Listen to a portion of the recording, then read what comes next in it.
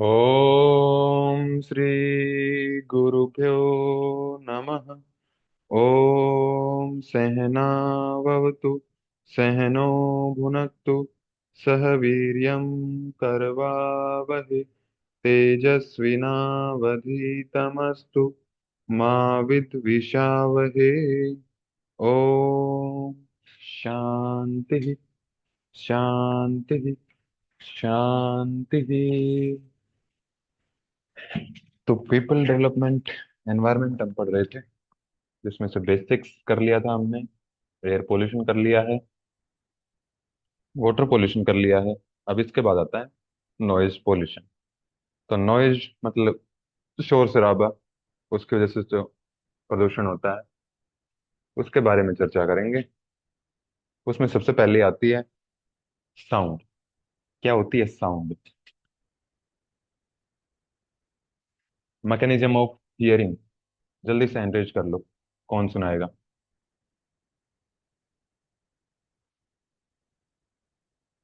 Hearing का mechanism, ये 4-5 बार मैंने आपको बताया है। ये जून 2025 का पीवाईक्यू भी है आपका।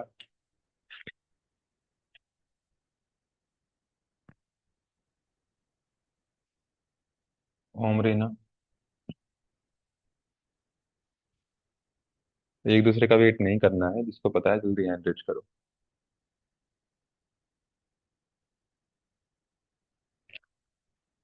हाँ जी सौरभ। एक मिनट। सर ये वहां से शुरू होता है। इधर सबसे पहले पिन्ना होता है। फिर उससे आगे क्या कहते हैं? पिन्ना क्या टेम्परेचर। रिसीव करेगा? क्या सर? पिन्ना क्या रिसीव करेगा? पिन्ना सर साउंड रिसीव करता है। साउंड में ही तो क्या रिसीव करेगा, क्या उसके पास पहुंचेगा? वेव्स होती हैं सर, वो साउंड वेव्स। Sound waves. और साउंड वेव्स एक्चुअल में क्या है? वाइब्रेशंस है, ठीक है। वाइब्रेशंस। हाँ, पिन्ना के बाद आगे? पिन्ना के बाद सर आगे वो कैनल होता है, और क्या कहते हैं? ईयर कैनल बोलते हैं उसको। उसका नाम नाम याद नहीं आ रहा सर उसका। Station tube. हाँ। फिर उसके उसके बाद बाद ईयर ड्रम आता है। जिसको हम टिम्पैनिक मेम्ब्रेन भी बोलते टिम्पैनिक हैं। मेम्ब्रेन बोलते हैं। उसके बाद फिर ईयर ऑसिकल्स आते हैं। इसकी सीक्वेंस बताओ, पहले कौन सा आएगा? ईयर ऑसिकल्स में सर पहले मेलियस इंकस, और वो बोलते हैं उसको स्टेप्स मिस। मिस। फिर उसके बाद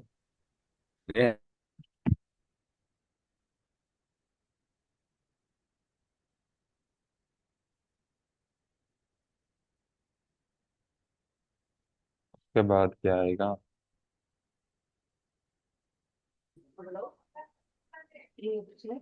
ये सर यहाँ तक मिड ईयर था। इसके बाद सर इंटरनल ईयर शुरू होता है उसमें। हाँ, इंटरनल ईयर का कौन सा पार्ट आएगा?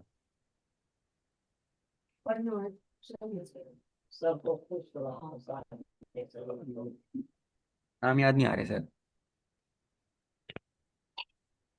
उसके बाद आएगी ओवल विंडो। हाँ, Oval window. Oval window receive करेगी। फिर उसके बाद वेस्टिब्यूल। वेस्टिब्यूल से आगे वेस्टिबल। दो कोक्लिया और स्टंशन ट्यूब। सेमी सर्कुलर नहीं, ये कैनाल। तो ऊपर हो गया। gestation हाँ। ट्यूब आ गई। हाँ। Semi circular canal. उसके बाद आ जाएगी आपकी ऑडिटरी नर्व। ठीक है, इंपॉर्टेंट है, ये याद कर लेना। तो बेसिकली साउंड क्या है? वाइब्रेशंस है। कि जो भी एनवायरनमेंट में कोई भी वाइब्रेशन होती है तो वो वेव्स की फॉर्म में होगी, और वेव्स की फॉर्म में वो फिर ट्रेवल करती है। तो ये vibration that propagates as an audible wave of pressure. तो कोई ना कोई वो प्रेशर डालेगी, जो भी आपका पिन्ना है या फिर जो भी टिम्पैनिक मेम्ब्रेन है, through a medium such as gas, liquid और सॉलिड। तो किसी भी मीडियम से वो वेव्स जो है निकल सकती हैं। किसी गैस की भी, जब तेज हवा चलती है तो वो भी साउंड आपको सुनाई देती है।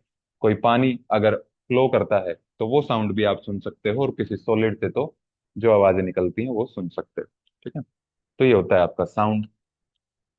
अब कोई भी साउंड कितनी लाउड है और कितनी धीमी है, ये कैसे डिसाइड होता है? अब सारी आवाजें तो आप सुन नहीं सकते हो।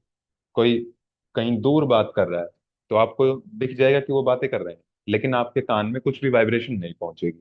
यानी कि उनकी जो फ्रिक्वेंसी है या फिर जो उसकी वेवलेंथ है, वो इतनी कम है कि वो आपके कानों तक नहीं पहुंच रही है, या फिर आपकी क्षमता से बाहर की वो चीज है। और अगर कहीं पर बहुत तेज आवाज हो रही है, ठीक है, कभी भी आप जैसे कि आजकल शादियों का सीजन चल रहा है, तो किसी डीजे के बिल्कुल पास में जाके आप सुनना, तो आपको कुछ भी सुनाई नहीं देगा, अगर वो आपकी कैपेसिटी से बाहर की डेसिबल में वो आवाज है तो। ठीक है, यानी कि एक पर्टिकुलर रेंज में ही कोई आप साउंड को सुन सकते हो। ठीक है, तो क्या है लाउडनेस, कि जिसमें उस साउंड का, उस वाइब्रेशन का क्या डिसाइड होता है, एम्पलीट्यूड, या फिर उसमें कितनी एनर्जी है उसमें साउंड में। The loudness of sound is determined in turn by the amplitude, कि कितनी वो लो एम्पलीट्यूड की है। अब एम्पलीट्यूड क्या होता है, कि जैसे मान लिया वेव्स को हम इस तरह शो करते हैं, तो ये जो इसकी हाइट है, इसको हम बोलते हैं इसका एम्पलीट्यूड। तो अगर ये इतनी धीमी होगी आवाज, जितनी धीमी होगी उतना कम एम्पलीट्यूड होगा, और जितनी तेज आवाज होगी उतना ही एम्पलीट्यूड ज्यादा होगा। ठीक है, तो एम्पलीट्यूड से उसकी लाउडनेस डिसाइड होती है, और amount of energy in sound waves, इससे इसकी लाउडनेस डिसाइड हो गई। ठीक है, इंपॉर्टेंट पॉइंट है ये, आपसे क्वेश्चन ये पूछेगा कि लाउडनेस ऑफ साउंड या फिर लाउडनेस ऑफ ए वेव, इसको डिटरमाइन कौन करता है, उसकी वेवलेंथ करती है, फ्रीक्वेंसी करती है, एम्पलीट्यूड करता है, या फिर कोई और चीज करती है, तो एम्पलीट्यूड करता है। ठीक है, the greater the amplitude the greater the loudness, unit of amplitude is decibel, ये भी आपसे पूछ सकता है कि जो साउंड का जो एम्पलीट्यूड होता है, लाउडनेस होती है, उसकी यूनिट क्या होती है, तो डेसिबल होती है इसकी। ठीक है, as decibel level gets higher, sound waves have greater intensity and sounds are louder। तो ये कॉमन सेंस की चीज है कि जितनी तेज आवाज होगी उतनी ही दूर तक वो जाएगी, और उतनी ही क्लियरली वो सुनाई देगी, अगर वो आपकी सुनने की रेंज में है तो। In the logarithmic scale, the range of human ears audible sound is from 0 decibel to 120 to 140 decibel. ठीक है, मतलब 0 डेसिबल है तो ये आपका हियरिंग थ्रेशोल्ड है। थ्रेशोल्ड का मतलब क्या होता है, कि उससे नीचे कोई चीज है तो आपको सुनाई नहीं देगी, इससे कम डेसिबल की कोई आवाज होगी तो आपको नहीं सुनाई देगी। और पेन थ्रेशोल्ड का मतलब है कि इतनी आवाज को आप सुन तो सकते हो जो 120 डेसिबल की होगी, 140 डेसिबल की होगी, लेकिन आपके कान दर्द करेंगे। अगर उस आवाज को आप सुन लेते हो तो आपके कान दर्द करने लगते हैं, तो ये पेन का थ्रेशोल्ड है, और इसके ऊपर वाली साउंड को आप नहीं सुन सकते। ठीक है, तो ये 3 पॉइंट्स हैं इसमें, कि एम्पलीट्यूड कौन डिसाइड करेगा, नहीं ये लाउडनेस कौन डिसाइड करेगा, एम्पलीट्यूड करेगा। फिर दूसरी है इसकी यूनिट क्या है, डेसिबल है। ठीक है, और रेंज क्या होती है, तो 0 डेसिबल से, वैसे 0 डेसिबल नहीं होती है, 20 डेसिबल होती है ये। ठीक है, वो फ्रिक्वेंसी, इसकी वेवलेंथ भी कई बार पूछ लेते हैं, तो वेवलेंथ कितनी होती है ये आपने एट्थ नाइन्थ में किया होगा।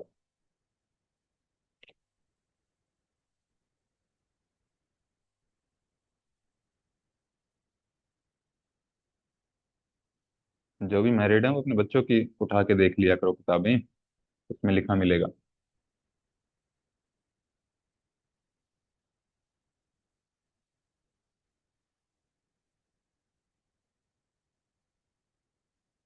वेट कर रही हैं आपका, कौन बताएगा।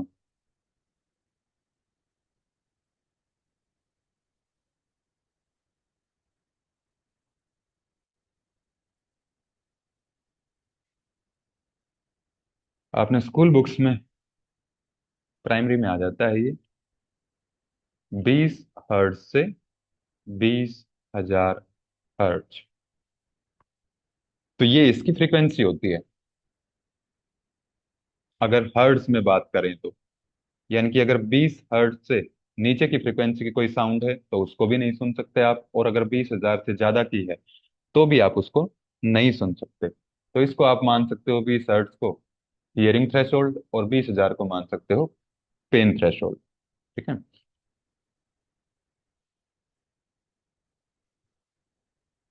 ओम सुभाष ओम ज्योति, तो ये हिंदी में है, देख लेना, सेम ही चीजें हैं।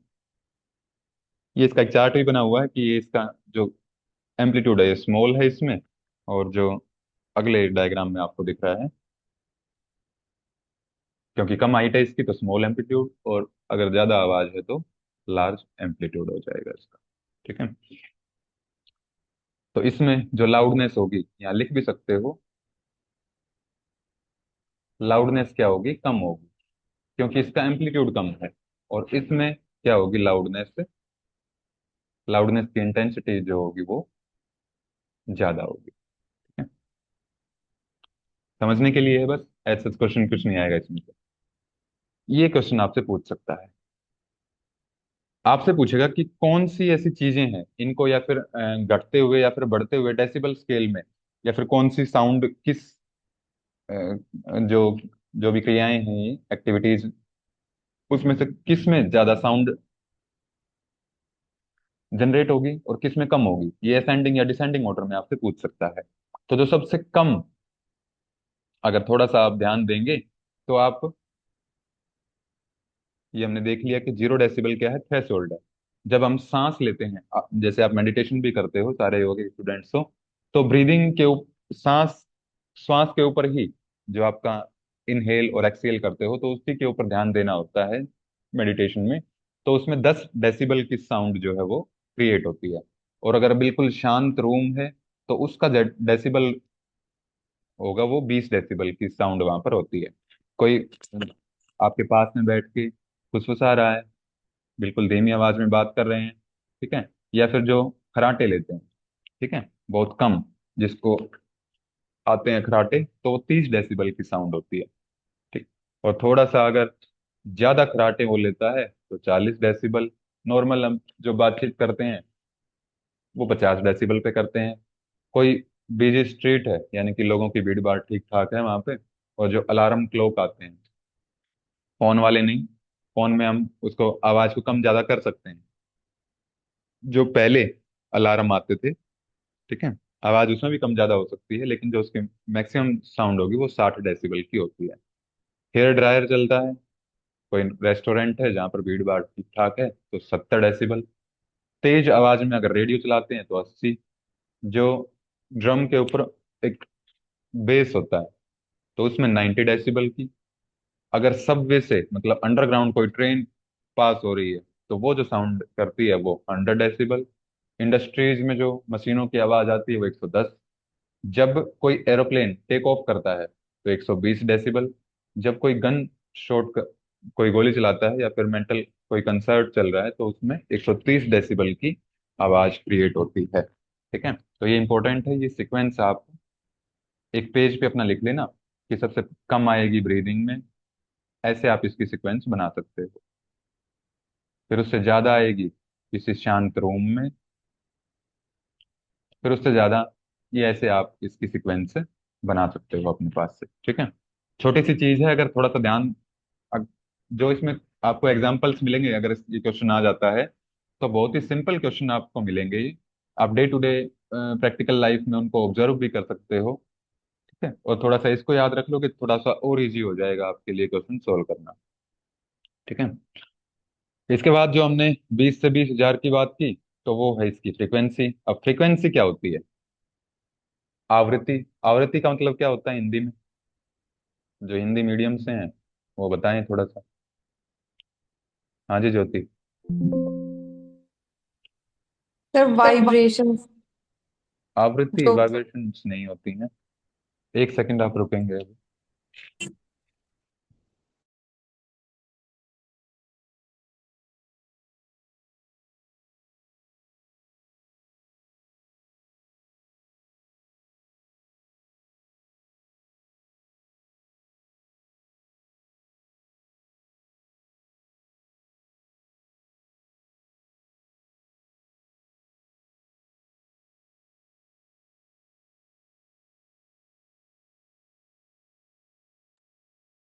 हाँ जी बताइए।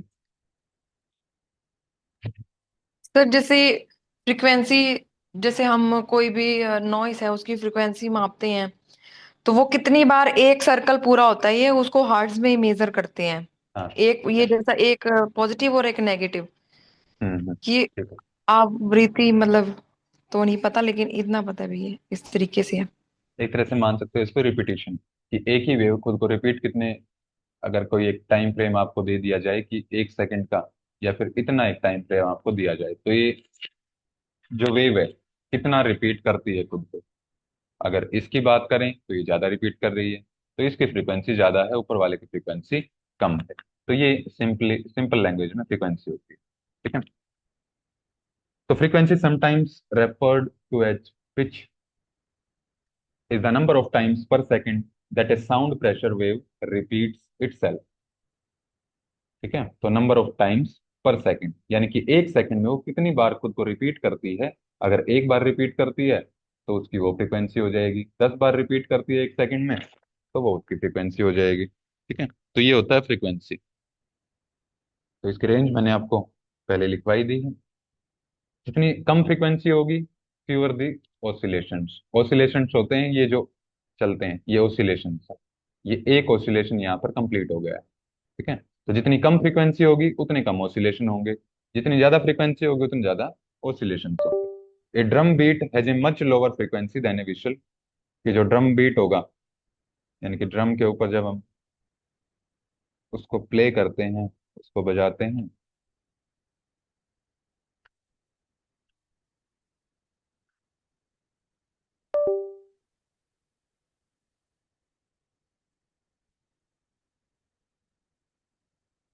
एक से,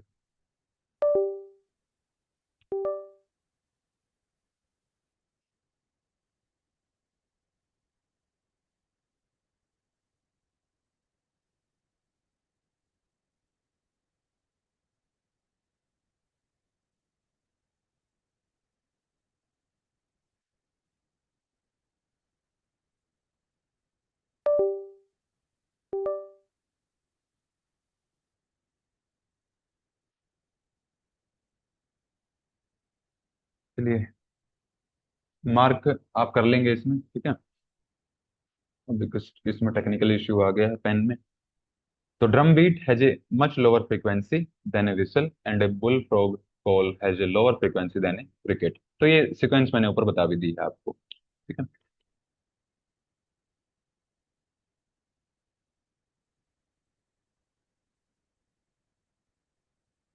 आवाज आ रही है मेरी? जी सर। जी बिल्कुल। ठीक है।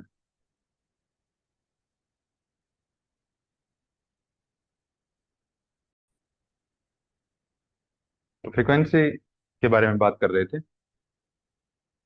तो ये अलग अलग जो ऊपर बताया है तो उसको देख लेंगे एक बार। ठीक है। यूनिट फ्रीक्वेंसी की होती है हर्ट्स, तो ये भी इंपॉर्टेंट है, ये आपको याद रखना है। Humans with normal hearing can hear sounds between 20 hertz and 20,000 hertz. तो इसके बीच की जो फ्रीक्वेंसी की साउंड वेव्स होंगी उन्हीं को कोई इंसान सुन सकता है। 20 से कम नहीं सुन सकता और 20,000 से ज्यादा भी नहीं सुन सकता। तो ये बात कर ली हमने फ्रीक्वेंसी की। ठीक है। फ्रीक्वेंसी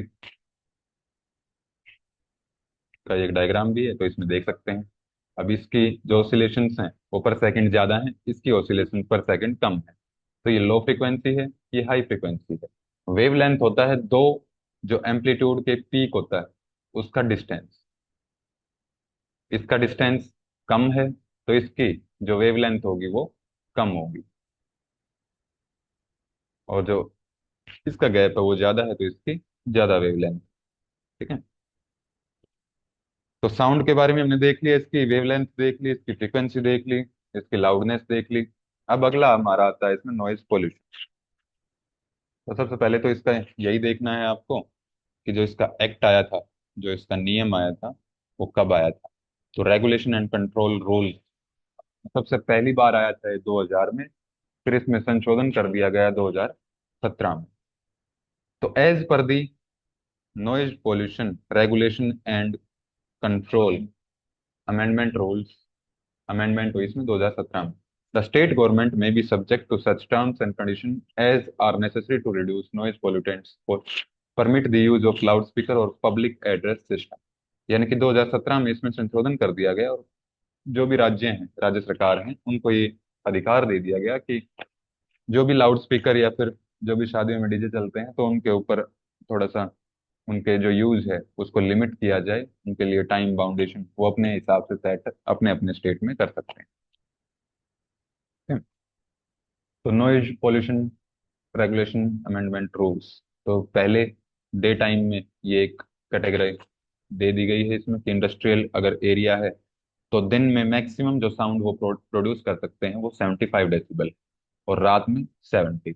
कमर्शियल एरिया है तो उसके लिए 65, और रात के टाइम पे 55। ठीक है, काम का नहीं है।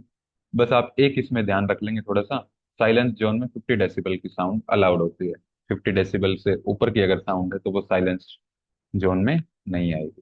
ठीक है, तो ये था आपका नॉइज पॉल्यूशन। अब इसमें थोड़ा सा अगर ऐड करना चाहें थोड़ा सा, तो नॉइज पॉल्यूशन को कम करने के लिए आप क्या क्या इम्प्लीमेंट कर सकते हैं चीजें, ये आप मुझे एक एक बताएंगे, और यहाँ पर साइड में इसको लिख देंगे। जल्दी से हैंड रेज करो और एक एक करके बताते जाओ क्या क्या ऐसी चीजें हैं जो नॉइज पोल्यूशन को कम करने के लिए आप अपने बेस पे इम्प्लीमेंट कर सकते हैं। हाँ जी ज्योति। सर व्हीकल्स, ये जो ज्यादातर व्हीकल्स पे जाते हैं तो मतलब साइकिल का यूज करें।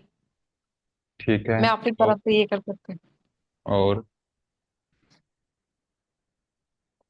और इसके अलावा हम जैसे ये जो हम लाउड स्पीकर्स चलाते हैं हम्म जैसे पार्टीज में, तो हम्म, उसको जहां तक हो सके कम यूज किया जाए। मतलब अगर ज्यादा जरूरी है तो यूज किया जाए, अगर ज्यादा जरूरी नहीं है तो उसका मिनिमाइज किया जाए उसको। ठीक है। इससे अलग जो जो पॉइंट्स होते जाएंगे उससे अलग पॉइंट्स आपको बताने हैं, रीना। गुरुजी प्लांटेशन कर सकते हैं, ट्रीज जितना प्लांट करेंगे तो वो मतलब कम कर वॉइस को जो है वो एब्जॉर्ब कर लेगा, तो वो फिर कम। हाँ जी, जिसको हम बोलते हैं ग्रीन बेल्ट, ग्रीन बेल्ट बना सकते हैं हम। ठीक है, हाँ मान लिया जी। कोई रेलवे ट्रैक है या फिर कोई हाईवे है, तो उसके चारों ओर हम ग्रीन बेल्ट बना दें, जिससे कि कोई फैक्ट्री है तो वो अपने जो बाउंड्री है उस पे पेड़ पौधे लगाएं, ताकि जो उससे प्रोड्यूस होने वाली जनरेट होने वाली साउंड है उसको वो एब्जॉर्व कर लें, और बाकी के ऊपर इम्पैक्ट उसका कम आए। ठीक है, अच्छा पॉइंट है। केशव। सर इंडस्ट्री को सर ऐसे एरिया में लगाए जहाँ पे सर पॉपुलेशन कम हो। हाँ जी, ठीक है। तो सिटी प्लानिंग जिसको बोल सकते हैं कि इस तरह से प्लान किया जाए कि जो फैक्ट्रीज हैं, ठीक है, जो ज्यादा शोर शराबा करने वाली हैं, तो उनको जो रेजिडेंशियल एरिया है जहाँ पर लोग रहते हैं उससे दूर सिचुएट उनको किया जाए।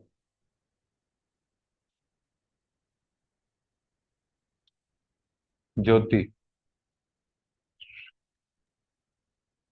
सर वो जैसे इस टाइप के जो घर के अंदर उसका स्ट्रक्चर इस तरह से बनाया जाता है कि जो नॉइस है उसके अंदर ही रहे, मतलब एब्जॉर्ब हो जाए इस टाइप से।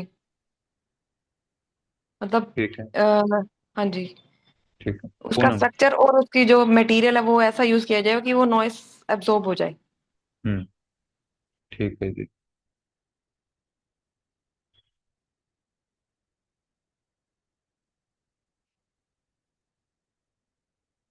पूनम। डीजे बैन किया जाए आचार्य जी, और ट्रैफिक के टाइम पे अननेसेसरी हॉर्न न बजाया जाए। बिल्कुल ठीक है जी। ठीक है, ट्रैफिक रूल्स को थोड़ा सा मॉनिटर किया जाए, नेसेसरी चेंजेस किए जाएं, और थोड़े से स्ट्रिक्ट रूल इसके लिए, फ्लेक्सिबल ना हो, थोड़े से स्ट्रिक्ट रूल जो भी हैं उनको पालन किया जाए।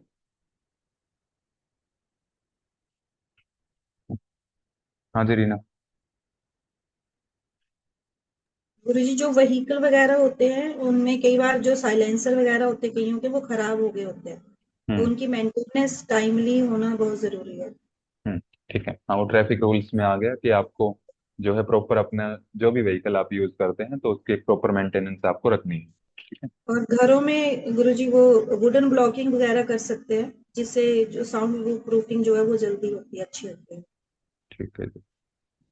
हाँ, सुभाष ने भी एक अच्छा पॉइंट बताया, नॉइज कैंसिलेशन टेक्नोलॉजी का हम यूज कर सकते हैं। ठीक है।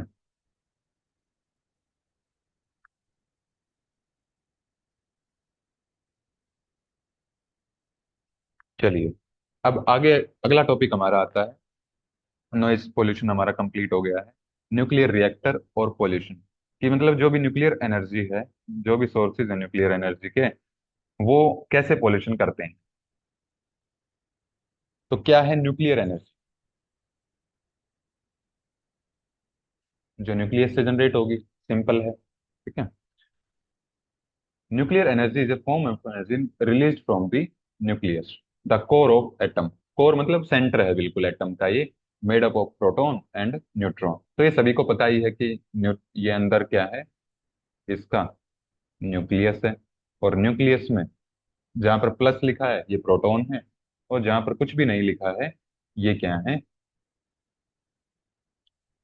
न्यूट्रॉन है। यानी कि ना ये पॉजिटिव चार्ज है, ना ये नेगेटिव चार्ज। और जो इलेक्ट्रॉन्स होते हैं ये न्यूक्लियस के सराउंडिंग में क्या करते हैं, रिवॉल्व करते हैं, घूमते हैं, ठीक है। This source of energy can be produced in two ways. तो दो तरीके होते हैं जो न्यूक्लियर एनर्जी जिस जनरेट हो सकती है जिस तरीके से। अब वो दो तरीके क्या होंगे, कि या तो ये वाला जो एक एटम है ये टूट जाए, या फिर इसमें कोई दूसरा एटम आके जुड़ जाए।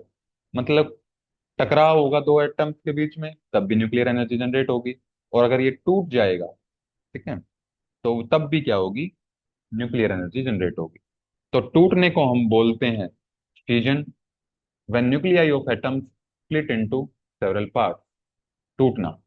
और जुड़ने को हम बोलते हैं fusion, when nuclei fuse together, ठीक है। तो इन दो तरीकों से क्या हो सकता है, न्यूक्लियर एनर्जी जनरेट हो सकती है। अब न्यूक्लियर एनर्जी जहां पर यूज होती है तो उसको हम बोल देते हैं न्यूक्लियर पावर प्लांट। और इसमें दो तीन पॉइंट्स हैं जो आपको इस न्यूक्लियर वाले कंसेप्ट में पूरा याद रखना है, ठीक है। इसके ऊपर क्वेश्चन कई बार आए। और अभी चूंकि ग्लोबली थोड़ा सा चल ही रहा है डिस्टर्ब देशों के बीच में, तो इस टॉपिक के ऊपर क्वेश्चन थोड़ा सा ज्यादा पूछे जा सकने की उम्मीद होती है, ठीक है। तो जो करंट टॉपिक्स होते हैं ना, जिनका यूज हाल फिलहाल में चल रहा है या फिर यूज होने की बात हो रही है, न्यूज में जो चीजें हैं वो आ सकती हैं। तो न्यूक्लियर पावर प्लांट्स क्या होते हैं, are a type of power plant that uses the process of nuclear fusion in order to generate electricity. कि बिजली बनाने के लिए जब दो न्यूक्लियस को आपस में जोड़ा जाता है या फिर उनकी रिएक्शन करवाई जाती है आपस में, तो तब जो न्यूक्लियर एनर्जी जनरेट होती है वो इलेक्ट्रिसिटी की प्रोडक्शन में यूज कर ली जाती है, ठीक है। और जब भी कोई चीज आपस में टकराती है, आप अपना सिर या फिर आपका गलती से भी सिर किस कहीं पर दीवार में लग जाए या फिर किसी और के साथ लग जाए, तो आप वहां पर हाथ लगा के देखना, जहां पर भी टकरा गया है सिर, तो वहां पर आपको थोड़ा सा गर्म हिस्सा वो मिलेगा। यानी कि जब भी कोई चीजें आपस में टकराती हैं, चाहे वो टूटते टाइम हो चाहे वो जुड़ते टाइम हो, तो वहां पर क्या जनरेट होती है, हीट जनरेट होती है। The heat generated by the reactor converts water into steam. तो जो हीट जनरेट होगी वो पानी को इवेपोरेट कर देगी, भाप में कन्वर्ट कर देगी, जो क्या करता है, टरबाइन को या फिर किसी जनरेटर को स्पिन करने में, उसको घुमाने में क्या करता है, हेल्प करता है। तो ये होता है न्यूक्लियर पावर प्लांट का कंसेप्ट। जैसे कि पहले स्टीम इंजन चलते थे। इसके बाद आता है न्यूक्लियर फ्यूल, कि जो भी आपको ये रिएक्शन करवानी है या फिर जो भी न्यूक्लियर पावर प्लांट जिसके बिहाफ पे काम करता है या फिर जिस फ्यूल का यूज करता है न्यूक्लियर पावर प्लांट, तो वो फ्यूल कौन सा होता है, तो वो भी न्यूक्लियर फ्यूल ही होगा। अब न्यूक्लियर फ्यूल में यूज क्या होंगे,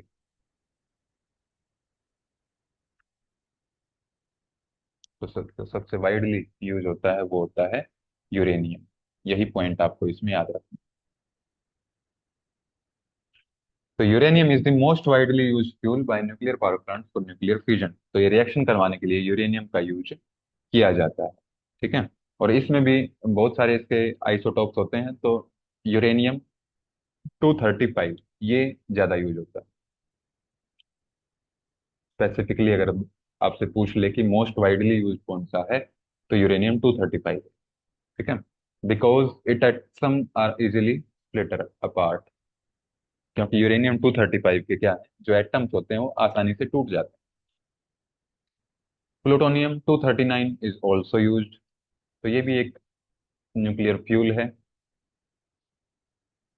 ये भी यूज किया जाता है। ठीक है।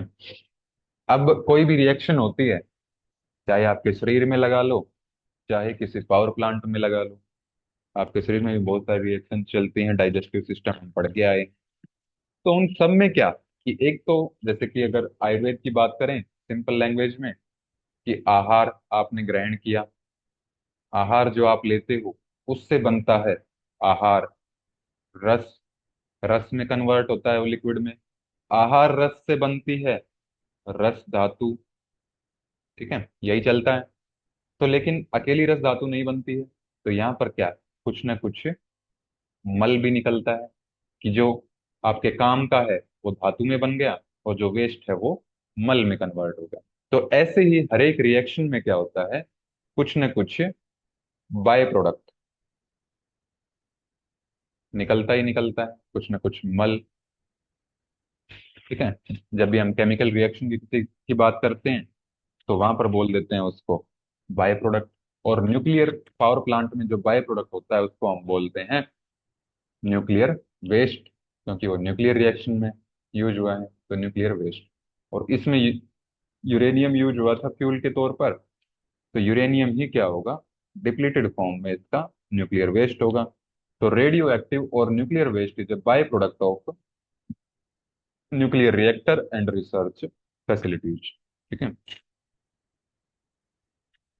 अब जो ये वेस्ट होगा, तो जैसे आपके घर में आप सब्जी बनाते हो, तो उसमें कुछ वेस्ट जनरेट होता है। तो अगर तो आपके पास कोई सब्जी लगा रखी है कहीं पे, या फिर जो भी है खाद बनाने का, उसमें आप डिप कर देते हो उसको कि ये खाद में कन्वर्ट हो जाएगा। ठीक है, बाहर क्यों फेंकें इसको, या फिर सीवेज में क्यों डालें। तो ऐसे ही हर एक रिएक्शन में एक वेस्ट जनरेट होता है जिसको डिस्पोज ऑफ करना जरूरी हो जाता है। तो ये जो न्यूक्लियर वेस्ट निकलता है इसको डिस्पोज हम कैसे करते हैं, तो इसके लिए क्या होती है, नमक की बड़ी बड़ी एक मान सकते हो माइन बना देते हैं, मतलब गड्ढा एक खोद देते हैं, तो उसमें बहुत सारा नमक डाल देते हैं, फिर उसमें ये न्यूक्लियर वेस्ट डिप किया जाता है। ठीक है। तो nuclear disposal is generally done under salt mines because they are self healing. जो साल्ट माइंस होती हैं वो खुद को हील कर लेती हैं, क्योंकि न्यूक्लियर वेस्ट बहुत ही डैमेज करते हैं सोइल को।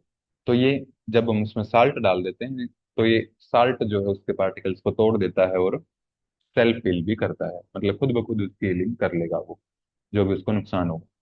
Have very low permeability and conduct heat well. पर लो परमिएबिलिटी का मतलब क्या है, कि जैसे आप किसी कागज के ऊपर पानी की बूंद कोई डाल दो, तो कागज क्या हो जाएगा, गल जाएगा। और थोड़ा सा ज्यादा डालोगे तो कागज के आर पार भी निकल जाएगा वो कागज, थोड़ा सा फटके या फिर डिफ्यूजन के प्रोसेस से। और अगर किसी प्लास्टिक की थैली पे आप पानी डालोगे, तो दूसरी साइड आपको बिल्कुल भी गीला महसूस नहीं होगा, जैसे कागज में महसूस हुआ था। यानी कि जो उस कागज की परमेबिलिटी थी पानी की, को पानी को रोकने की, वो कम थी, और प्लास्टिक की थोड़ी सी ज्यादा थी। तो ऐसे ही जो साल्ट की माइन हम बना देते हैं, तो जिस एरिया में वो माइन बनाएंगे साल्ट की, तो उसकी परमेबिलिटी क्या होती है, बहुत कम होती है। यानी कि उसमें जो आप वेस्ट डालोगे वो बाकी जगह नहीं फैलेगा। और कंडक्ट हीट वेल, कि जो भी न्यूक्लियर वेस्ट है तो मतलब गर्म होगा वो, उसमें हीट जनरेट होगी, तो उसको ये नमक वाली जो माइंस होती हैं ये आराम से उसको कंडक्ट कर लेती हैं, उसको ना अवशोषित होने देती हैं, उसको अपने पास ही रखती हैं। ठीक है, अपने में अब्जॉर्व कर लेंगी और उसको डिस्पोज ऑफ कर देंगे कुछ टाइम के बाद। Salt formations can also make an excellent variant to the long-term release of radionuclides into the human environment। कि जो भी क्योंकि ये न्यूक्लियर है, तो थोड़े थोड़े इसके जो पार्टिकल्स हैं वो रिएक्शन चलती रहती हैं, थोड़ी बहुत जो भी इसमें से गैसेज निकलेंगी तो उसमें भी न्यूक्लियर वेस्ट होता है। तो लेकिन ये उसको निकलने नहीं देता है, तो बैरियर का ये साल्ट, हम जो नमक डाल देते हैं उसमें, तो बैरियर का एक काम ये करता है। ठीक है। तो ये हो गया हमारा न्यूक्लियर वेस्ट। अब क्या क्या ऐसी न्यूक्लियर डिजास्टर्स, इसके ऊपर क्वेश्चन आता है, कब आई थी, कहां पर आई थी, और कैसे आई थी। तो परमाणु आपदाएं, तो जितने भी न्यूक्लियर डिजास्टर हुए हैं अभी तक, परमाणु आपदाएं आई हैं, ऐसी अनफॉर्चुनेट जो घटनाएं हुई हैं, तो उनके बारे में कई बार पूछा जाता है। ठीक है। इनमें एक दो के ऊपर बायोपिक भी बनी हुई है, तो आप देख भी सकते हैं, किसी ने देख भी रखी होगी। पहला है इसमें चेरनोबिल डिजास्टर। ठीक है, इसके ऊपर बायोपिक बनी हुई है एक। तो ये हुआ था, स्टार्ट हो गया था 26 अप्रैल 1986 को। डेट इसकी इंपॉर्टेंट है, डेट ही इसमें पूछेंगे आपसे। और दूसरा पूछेंगे कि हुआ कैसे था ये। तो जो नंबर 4 रिएक्टर था, वो क्या हो गया था, एक्सप्लोड हो गया था, फट गया था वो, जो नंबर 4 रिएक्टर था। ठीक है। Near the city of Pripyat in the north of Ukrainian SSR, close to the border with the Byelorussian SSR in the Soviet Union. इसमें जो मैंने मार्क किया है यही आपको याद करना है, बाकी आप इसको स्किप कर सकते हैं। ठीक है। तो पहला पॉइंट तो ये है। तो काफी दिन तक वो रेडिएशन वहां पर निकलती रही थी। और जो आपने एक कॉमन एग्जांपल सुना होगा, ठीक है, वो डिजास्टर नहीं बोल सकते, वो हमला था एक तरह से, जो हिरोशिमा और नागासाकी के ऊपर हुआ था, परमाणु हमला।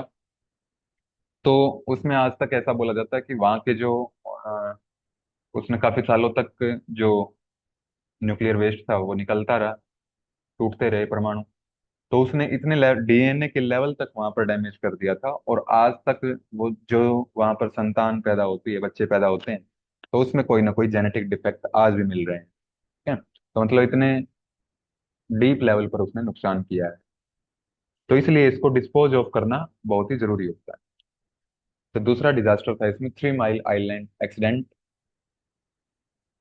ये पहला, ये दूसरा, तीन है इसमें, तीनों आपको याद रखना। तो was a partial melt down of the 3 mile island. तो 3 माइल आइलैंड है एक। तो वहां पर यूनिट 2 रिएक्टर क्या हो गया था, मेल्ट डाउन हो गया था, पिघल गया था। वो इतनी हीट जनरेट वहां पर हुई कि रिएक्टर को ही पिघला दिया। On the Susquehanna river in Londonderry township, Pennsylvania, near the Pennsylvania capital of Harrisburg. It begin at 4 AM on March 28, 1979। तो ये डेट इसमें याद रखनी है आपको, जगह का नाम याद रखना है, कहाँ पर हुई थी, 3 माइल आइलैंड कहाँ पर है। And release radio active gases and radio active iodine into the environment. ठीक है। ये इतना इंपॉर्टेंट नहीं है कि उसने क्या रिलीज किया, कब हुआ, कैसे हुआ, क्या चीज उसमें फटी या फिर मेल्ट डाउन हुई, कब वो हुई, कौन से शहर में हुई। ये आपको चीजें, तीन चीजें याद रखनी है इसमें। फिर तीसरा आता है इसमें Fukushima nuclear accident. was a major nuclear accident at the Fukushima Daiichi nuclear plant in Okuma, Fukushima, Japan, which begins on March 11, 2011। तो 2011 में ये एक्सीडेंट हुआ था, डिजास्टर, ये प्राकृतिक, सॉरी, परमाणु आपदा ये आई है। तो ये तीनों के तीनों नाम आपको याद रखने हैं, इनकी डेट याद रखनी है, क्या कारण था इस डिजास्टर का, और कौन से शहर में या फिर कौन से देश में। ठीक है, शहर ना भी याद रहे तो कम से कम देश आपको याद इसमें रखना है कि कौन से देश में ये हुए थे।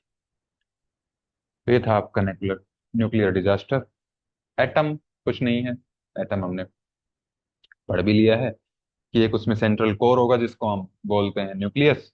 न्यूक्लियस के चारों ओर रिवॉल्व करते हैं इलेक्ट्रॉन, यानी कि किसी भी एटम में तीन चीजें होती हैं, प्रोटॉन, न्यूट्रॉन एंड इलेक्ट्रॉन। ठीक है। An atom has a nucleus or core containing proton and neutron which is surrounded by electrons। तो ये स्ट्रक्चर हमने वहां पर देख ली थी। प्रोटॉन्स कैरी ए positive electrical charge, electrons carry ए नेगेटिव इलेक्ट्रिकल चार्ज, और न्यूट्रॉन का क्या होता है, ना पॉजिटिव चार्ज होगा और ना नेगेटिव चार्ज होगा, ये न्यूट्रल होता है। ठीक है। अब इसमें पहला जो एटम आता है वो आता है यूरेनियम। यूरेनियम का हमने देख लिया कि यूरेनियम 235 ये मोस्ट कॉमनली यूज होता है एज ए न्यूक्लियर फ्यूल। तो ये नाम भी आपको ध्यान रखना है। तो इसका एटॉमिक नंबर होता है 92, which means there are 92 protons and 92 electrons in the atomic structure. ठीक है। जिसने केमिस्ट्री पढ़ी है तो थोड़ा सा इसको ध्यान रख सकते हैं, जिसको बिल्कुल ही ऊपर से जाए तो इस पार्ट को वो स्किप कर सकते हैं कि किसमें क्या इसका एटॉमिक नंबर है। ठीक है। एक जैसे हमारा अल्फाबेट्स होते हैं 1 2 ABCD करके 1 से 26 तक, ऐसे ही जो ये मेटल्स और नॉन मेटल्स होते हैं इनकी एक नंबर दिया गया है हर एक का। तो 92 नंबर पर यूरेनियम को उस टेबल में रखा जाता है। और 92 एटॉमिक नंबर का मतलब ये होता है कि इसमें 92 ही प्रोटॉन है और 92 ही क्या है, इलेक्ट्रॉन। तो दोनों समान है, तो मतलब ओवरऑल जो यूरेनियम के ऊपर चार्ज होगा वो जीरो है। ठीक है। Uranium 238 has 146 neutrons in the nucleus, but the number of neutrons can vary from 141 to 146। ठीक है। ये आपको पॉइंट याद रखना है इसमें, बाकी सब इसमें स्किप कर सकते हो कि यूरेनियम क्या होता है, एक radio active element. It is constantly emitting particles and changing into other elements। Radio active का मतलब क्या होता है कि मतलब ये रेडिएशन से क्या करता है, एक्ट करता है। ठीक है, सिंपल भाषा में, यानी कि कभी भी ये स्थिर नहीं है। आज आपने यूरेनियम मान लिया रख दिया 100 ग्राम किसी लैब में या फिर कहीं पर, और उसको प्रॉपरली जो इसका मैनेज मैनेज करने का तरीका है उसको मैनेज नहीं किया, तो कल आप देखोगे तो हो सकता है वो 99 ग्राम आपको मिले, परसों देखोगे तो 98 मिले, उससे अगले दिन देखोगे तो किसी दिन हो सकता है 90 ग्राम मिले, और ऐसे ऐसे हो सकता है कि किसी दिन वो मिले ही नहीं। ठीक है। तो ये होता है रेडियो एक्टिव का मतलब, कि जो पार्टिकल्स है वो अपने रिलीज करता रहता है। ठीक है। और जैसे जैसे वो पार्टिकल अपने में से निकालता जाएगा तो वो किसी और एलिमेंट में चेंज होता जाएगा, क्योंकि जो उसका एक प्रॉपर कि 92 इसमें प्रोटॉन होने चाहिए, 92 इलेक्ट्रॉन होने चाहिए, वो तो इसका जो प्रॉपर्टी थी वो चली गई। अब एटॉमिक नंबर के हिसाब से इसका एटॉमिक मास भी होता है। ठीक है। तो लगभग वो 92 मल्टीप्लाई बाई 2 कर दो तो वो उसका एटॉमिक मास होता है। ठीक है। ये वेरी करता है हर एक में। ठीक है, लेकिन जनरली यही मान सकते हो आप समझने के लिए। तो जब इसका मास चेंज हो रहा है, इसका जो एटम्स हैं, एटम्स के नंबर है, संख्या है, वो चेंज हो रही है, तो ये किसी और एलिमेंट में चेंज हो जाएगा। In the nucleus of each atom of uranium 235 are 92 protons and 143 neutrons for a total of 235। ठीक है। तो ये कॉमन सा है, बस इसमें एक पॉइंट आप अगर याद रख लेंगे कि इसमें जो यूरेनियम है वो रेडियो एक्टिव सब्सटेंस है, उतना काफी। अब जो हमने किया है कि दो प्रोसेस से कोई भी न्यूक्लियर एनर्जी जो है जनरेट होती है, एक होगा फिजन और एक होगा फ्यूजन। फिजन मतलब जुड़ना। तो जो भी जुड़ने का प्रोसेस होगा वो कैसे होगा। ठीक है। तो ऐसा नहीं है कि कोई चीज आई, एक ये सब्सटेंस था कोई आपके पास और ये दूसरा सब्सटेंस था, दो न्यूक्लियाई हैं आपके पास, दोनों आपने एक एक हाथ में लिए और आपस में इनको किसी टेप से या फिर फेविकोल से चिपका दिया और ये जुड़ गए। ठीक है। ऐसे नहीं होता है कोई भी केमिकल रिएक्शन। तो क्या होती है, एक चेन रिएक्शन चलती है कि पहले, जैसे कि हमने डाइजेस्टिव सिस्टम में भी देखा था कि जो पॉलीसेकेराइड होंगे वो पहले डाइसेकेराइड में टूटेंगे, फिर डाइसेकेराइड मोनोसेकेराइड में टूटेंगे, तो ये क्या बनती है, एक चेन बनती है। ऐसे ही इस फिजन प्रोसेस में भी क्या बनती है, एक पूरी चेन बनती है। ठीक है। तो it is a kind of chain reaction in which neutrons released in fission produce an additional fission in at least one further nucleus। कि जैसे मान लिया एक चेन रिएक्शन हुई, ये कोई एक रिएक्शन हुई और यहाँ पर क्या निकला, एक न्यूट्रॉन निकल गया, इससे मान लिया सब्सटेंस बना कोई ए। ये जो न्यूट्रॉन रिलीज हुआ यहाँ पर, अब ये न्यूट्रॉन यूज होगा इसको आगे रिएक्ट करवाने, ये इसको तोड़ेगा। ठीक है। या फिर कोई इसमें कुछ और एटम जुड़ना होगा तो ये इसको जोड़ेगा, क्योंकि हम फिजन की बात कर रहे हैं। ठीक है। यहाँ बन जाएगा, मान लिया कोई पी आ गया था, ये बन गया सी।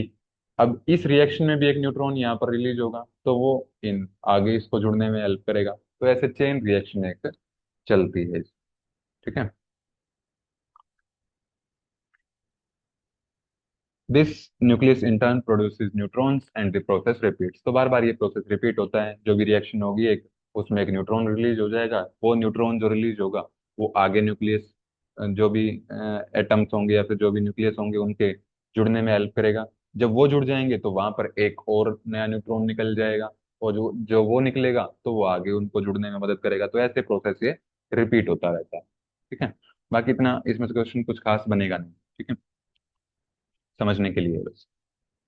लेकिन ये जुड़ने का जो प्रोसेस है ये कंट्रोल्ड होना चाहिए, मतलब आपके नियंत्रण में होना चाहिए। ऐसा नहीं है कि क्योंकि अगर आपने इसको कंट्रोल नहीं किया तो न्यूट्रॉन्स तो हर प्रोसेस में रिलीज होंगे, तो कहीं ना कहीं पर तो आपको प्रोसेस स्टॉप करना है। ठीक है।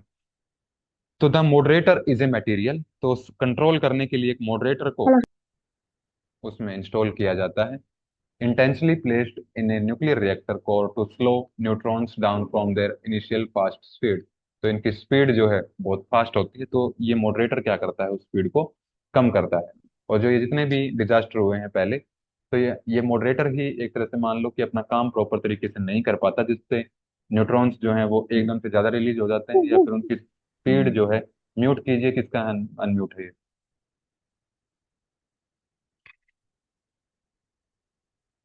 तो स्पीड ज्यादा इंक्रीज हो जाएगी तो हीट ज्यादा रिलीज हो जाती है, और जब भी हीट ज्यादा रिलीज होगी तो वो रिएक्टर जो है वो फट जाता है। ठीक है। Adding a moderator makes it much easier to attain a nuclear chain reaction. In common water cooled nuclear reactors the moderator is the same thing as the coolant. ठीक है। जब भी आप क्लास के बाद भी कोई न्यूक्लियर पावर प्लांट का एक फोटो आप गूगल पे सर्च कर सकते हैं, तो उसमें आप जमीन पर देखोगे तो वहां पर पूरा पानी भरा रहता है। ठीक है। तो यानी कि जो उसको कूल डाउन करने के लिए जो हम मॉडरेटर यूज करते हैं वो मोस्ट कॉमन होता है पानी ही। ठीक है। तो ये हो गया आपका फ्यूजन प्रोसेस। फ्यूजन प्रोसेस के बाद अब अगला आता है आपका ब्रीडर रिएक्टर। ब्रीडर रिएक्टर क्या होते हैं? ब्रीड का मतलब क्या होता है?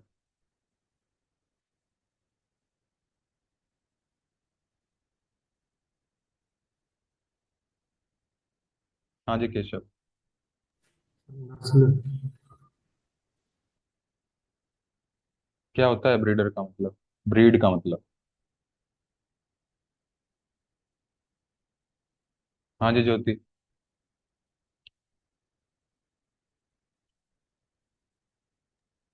सर लालची। वो ग्रीड होता है सौरभ। सर ब्रीड का मतलब होता है सर प्रजाति किसी उसकी, हाँ, जैसे। प्रजाति मतलब किसी, जैसे मुर्गियां जो हैं अंडे देती हैं, जो एनिमल्स हैं या फिर जो भी मैमल्स हैं, वो अपने जैसी किसी संतान को पैदा करते हैं, तो ये ब्रीडिंग का प्रोसेस है उनका। तो मतलब क्या है इसका कि वो एज इट इज वो चीज तो खा नहीं रहे हैं, या फिर बहुत कम चीज खा रहे हैं जो वो चीज प्रोड्यूस कर देते हैं, एक नई लाइफ को प्रोड्यूस कर देते हैं वो। तो ब्रीडर रिएक्टर को आप थोड़ा सा समझाने के लिए मैं थोड़ा सा लिंक कर रहा हूँ आपसे, कि ब्रीडर रिएक्टर को आप ऐसे याद रख सकते हो कि जो ये चीज कंज्यूम करेंगे, ठीक है, तो उससे ज्यादा चीज ये क्या करेंगे, पैदा करेंगे। ठीक है। उससे ज्यादा चीज ये बना देंगे जितनी चीज को ये यूज करते हैं। तो जितनी चीजें इन्होंने यूज की तो अपने पास से कुछ इन्होंने ब्रीड किया, और ज्यादा चीज, ज्यादा मात्रा में, ज्यादा क्वांटिटी में कोई चीज बना दी। ठीक है। आप ऐसे इसको याद रख सकते हैं। तो ये breeder reactor is a nuclear reactor that generates more fissile material than it consumes. अब इस फिसाइल मटेरियल का मतलब क्या है, कि जो फ्यूजन के बाद, जो सॉरी फ्यूजन के बाद जो हमने फ्यूजन प्रोसेस किया है, उसके बाद जो मटेरियल बनता है उसको बोलते हैं हम फिसाइल मटेरियल। तो जितना ये कंज्यूम करेगा उससे ज्यादा फिसाइल मटेरियल बनाएगा। ठीक है। तो ये सिंपली वो ब्रीडर रिएक्टर होते हैं। तो जितना यूज करें उतना ही आउटपुट दें, या फिर उससे कम आउटपुट दें, तो वो नॉर्मल पावर प्लांट रिएक्टर हो जाएंगे। ठीक है। These reactors can be fueled with more commonly available isotopes of uranium 238, as opposed to the rare uranium 235, which is used in conventional reactor।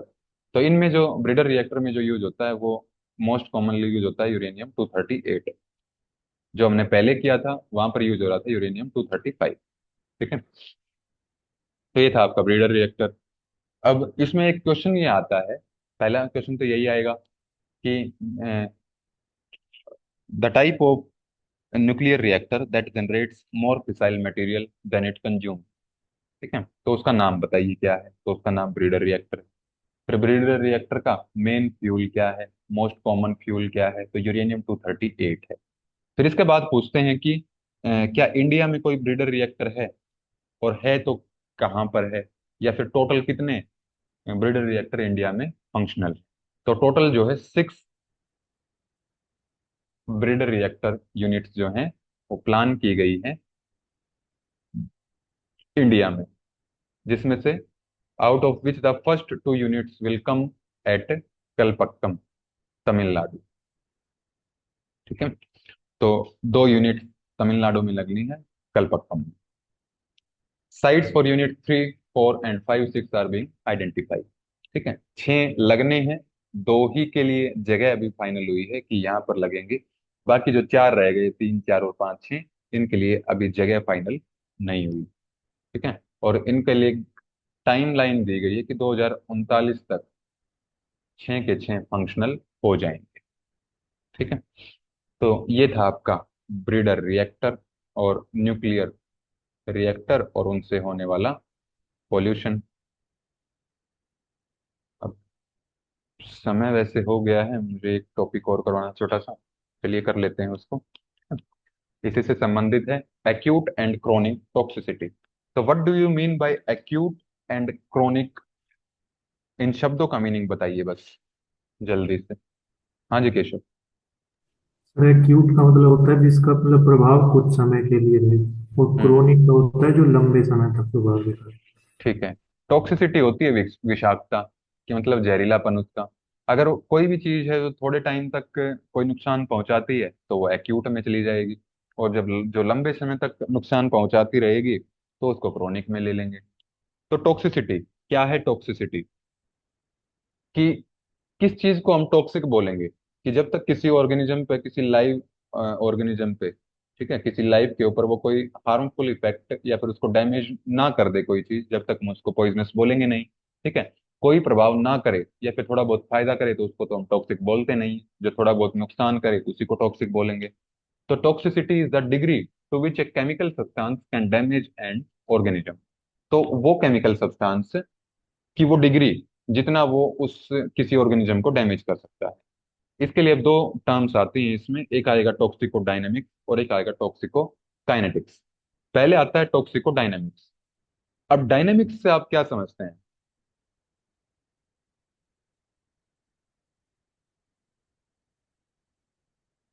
हाँ जी केशव। गतिशील। हाँ जी। गतिशील सर, जो स्थिर नहीं रहते। हाँ, वो तो ठीक है। इस संदर्भ में मीनिंग हो जाएगा इसका कि जैसे मान लिया कोई भी केमिकल सब्सटेंस किसी ऑर्गेनिज्म के कांटेक्ट में आया, और कांटेक्ट में आने के बाद उसने क्या उस ऑर्गेनिज्म के ऊपर क्या प्रभाव डाला या फिर कैसे प्रभाव डाला, वो आ जाएगा टॉक्सिको डायनेमिक्स में। ये एक फील्ड है जिसमें हम ये स्टडी करते हैं कि कोई भी केमिकल सब्सटेंस बॉडी के साथ कैसे इंटरेक्ट करता है, कैसे उससे बात करेगा या फिर कैसे उसको नुकसान पहुंचाएगा। ठीक है? तो the process of interaction of chemical substance with the body through inhalation, ingestion and dermal. कि इनहेल कर ले हम उसको, यानी कि उसकी स्मेल को हम सूंघ लें तो ये इनहेल हो जाएगा। इंजेस्ट मतलब ओरली हम उसको निगल लें तो ये इंजेशन। और डर्मल यानी कि आपकी स्किन के कांटेक्ट में वो आ गया और स्किन से ही वो केमिकल सब्सटेंस क्या हो गया, एब्जॉर्ब हो गया। तो उसके बाद वो क्या इंटरेक्ट करेगा बॉडी सेल्स के साथ अंदर, वो सारा का सारा फील्ड आ जाएगी टॉक्सिको डायनेमिक्स में। एक आता है टॉक्सिको काइनेटिक्स। टॉक्सिको काइनेटिक्स में क्या आ जाएगा कि जो भी केमिकल सब्सटेंस था, अब बॉडी के संपर्क में आ गया है, उसने कैसे रिएक्ट किया, केमिकल सब्सटेंस ने कैसे रिएक्ट किया बॉडी के साथ, ये है टॉक्सिको डायनामिक्स। और उस बॉडी ने वापस से क्या रिएक्शन दिया उस केमिकल सब्सटेंस के लिए, वो है टॉक्सिको, टॉक्सिको है ये काइनेटिक्स। ठीक है, तो यानी कि अगर मैं ए को बोल दूं कोई केमिकल और बी को बोल दूं, बी मतलब बॉडी, ठीक है, तो ये इसके ऊपर क्या प्रभाव कर रहा है, ये है टॉक्सिको डायनेमिक्स। और बी ए के ऊपर क्या प्रभाव करेगा, ये है toxicokinetics. The study of how the body processes chemical, कि वो बॉडी कैसे प्रोसेस करेगी उस केमिकल को, ये है toxicokinetics. Including the rate at which they are absorb, distributed, metabolised and excreted. ADME आप इसकी एक सीक्वेंस आप याद रख सकते हो इसमें, कि पहले होगा एब्जॉर्ब, फिर डिस्ट्रीब्यूट कैसे होगा, फिर मेटाबोलाइज कैसे होगा, और फिर एक्सक्रीट आउट कैसे होगा। तो ये बॉडी प्रोसेस करेगी उस केमिकल को। ठीक है, तो ये सारा का सारा किसमें आएगा, टॉक्सिकोकाइनेटिक्स में। ये दो डेफिनेशन इंपॉर्टेंट है, बहुत ज्यादा चांसेस बनते हैं इनके डेफिनेशन के पूछे जाने, तो इसको ध्यान से समझना है और याद रखना है। अब आता है हमारा जो हमारा मेन टॉपिक है, एक्यूट एंड क्रोनिक टॉक्सिसिटी। तो एक्यूट मतलब कि थोड़े टाइम के लिए जो नुकसानदायक है वो एक्यूट में आ जाएगा। It occurs when a toxin is administrated in a single potent dose over A short period of time, कि थोड़े टाइम के लिए उसका एक्सपोजर हुआ था, उसके बाद वो उसका प्रभाव कम हो गया या फिर वो चीज ही वहां से खत्म हो। They are easy to determine, तो इनका पता लगाना थोड़ा सा आसान होता है। क्यों आसान होता है इनका पता लगाना? क्योंकि आप तुरंत मान लिया कि कोई चीज ए ने कोई रिएक्शन देना है बी के ऊपर, और इसका टाइम है मान लिया 10 सेकंड 20 सेकंड, फिर आपने सी का देखना है, फिर डी का देखना है, तो तुरंत आप एक ही दिन में सारा देख सकते हो कि ये कौन सी चीज से बी के ऊपर क्या प्रभाव पड़ेगा। ठीक है, तो उसमें फिर आइडेंटिफाई भी कर सकते हो कि टॉक्सिक कौन सी है, उसमें से हो सकता है मान लिया सी वाली टॉक्सिक हो, ए और डी वाली भी कोई प्रभाव ना दिखाए बी के ऊपर।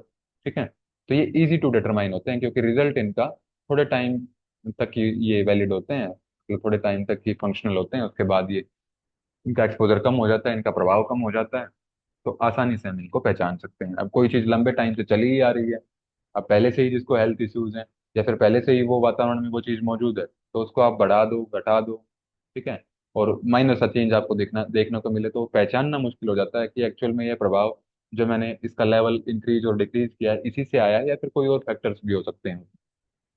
ठीक है, तो इफेक्ट्स अपीयर इमीडिएटली, तो जो प्रभाव होंगे वो तुरंत पता लग जाता है, तो इसलिए इनको पहचानना आसान है। एंड आर ओपन रिवर्सिबल, तो रिवर्सिबल भी होते हैं कि जो डैमेज हो जाएगा तो वो धीरे धीरे उनको रिवर्स भी किया जा सकता है। एग्जाम्पल हो जाएगा इसमें और consumption of alcohol and hangover, कि जैसे मान लिया कोई ज्यादा मात्रा में अल्कोहल का कंजप्शन कर ले, शराब ज्यादा मात्रा में कंज्यूम कर ले, तो तुरंत उसको जो भी हैंगओवर है वो हो जाता है, और थोड़े टाइम के बाद 5 घंटे 10 घंटे 15 घंटे के बाद वो वापस से नॉर्मल हो जाएगा, रिवर्स हो जाएगा वो। ठीक है, तो है तो वो भी टॉक्सिक एल्कोहल, लेकिन उसका जो प्रभाव है वो तो एक्सपोजर थोड़े टाइम के लिए था या फिर उसका प्रभाव जो है थोड़े टाइम के लिए बस रहा। ये है एक्यूट टॉक्सिसिटी। इसके बाद आता है क्रोनिक टॉक्सिसिटी। तो जब लंबे टाइम के लिए होगा तो वो क्रोनिक हो जाएगा। It occurs when a toxin is administered in small doses over a extended period of time. ठीक है, इसमें एग्जांपल भी मैंने शायद पिछली बार बताया था, और एनाटॉमी और ये जो करवाई थी मैंने तब भी बताया था आपको। तो पहले आप चूंकि योगा के स्टूडेंट हैं तो विष कन्या का जिसको पता है तो वो मुझे लास्ट में बताएंगे। ठीक है, तो वो क्रोनिक टॉक्सिसिटी में वो चीज जाती थी। या फिर जो मैंने आपको बताया था कि जो भी स्नेक काटने के बाद जो वैक्सीन लगती है, जब वो वैक्सीन बनाई जाती है तो कैसे बनाई जाती है, तो वो भी क्रोनिक टॉक्सिसिटी में है। ठीक है, तो they are hard to determine, इनको पहचानना मुश्किल हो जाता है। इफेक्ट में भी डिलेड, पहचानना क्यों मुश्किल होता है, क्योंकि इनके प्रभाव जो है डिले हो जाते हैं, कई बार तो सालों तक वो चीज इफेक्ट नहीं करती, और आज जो आपने चीज खाई है हो सकता है वो 1 साल के बाद अपना प्रभाव दिखाए, तो आप डायरेक्ट लिंक उनको कर भी नहीं पाओगे कि ये एक्चुअल में उसी चीज से हुई जो मैंने 1 साल पहले खाई थी। तो इसलिए इनको बोला गया कि hard to determine and are generally irreversible. Irreversible होते हैं कि cigarette smoking and lung cancer. Cigarette smoking या फिर जो भी स्मोक करते हैं तो उनसे जो कार्बन पार्टिकल्स हैं वो लंग्स में इतने डीप चले जाते हैं कि उनको निकालना मुश्किल हो जाता है, और वो बाद में लंग कैंसर का कारण बनते हैं। तो ये है आपका क्रोनिक टॉक्सिसिटी। अब ऑर्गन्स के ऊपर बात करें तो नेफ्रो हम यूज करते हैं वर्ड किडनी के लिए, तो एक किडनी के लिए खतरनाक है। हिमेटो यूज करते हैं हम ब्लड के लिए, तो ब्लड से संबंधित है ये। पल्मोनो हम यूज करते हैं लंग्स के लिए, तो उनके लिए खतरनाक है। हिपेटो करते हैं हम लीवर के लिए, तो उसके लिए खतरनाक है। ठीक है, तो ये आपका था क्रोनिक एंड एक्यूट टॉक्सिसिटी। अब आपका आज का टॉपिक जो है कंप्लीट होता है। अगर किसी को कोई डाउट है तो वो अब आप पूछ सकते हैं।